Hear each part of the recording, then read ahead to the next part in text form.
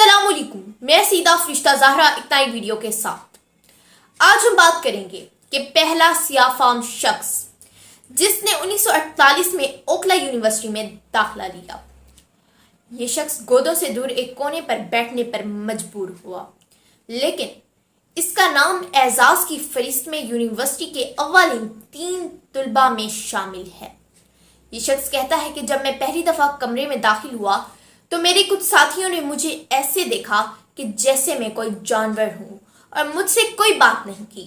वहाँ जो टीचर्स मौजूद थे वो मेरे सवालात नहीं लेते थे, लेकिन ये शख्स कहता है कि मैंने अपने आप को इनके लिए इतना वक्फ कर दिया कि बाद में इन्होंने अपने सवालात के जवाबात और वजाहत के मुझे तलाश करना शुरू कर दिया। मेरे हमवतनों, मैं आपसे सिर्फ इतना कहूँगी कि दुनिया को बदलने का वाहिद हथियार तालीम है और हमें तालीम हासिल करते रहना चाहिए। शुक्रिया। पाकिस्तान जिंदाबाद, पाकिस्तान पाइंदाबाद।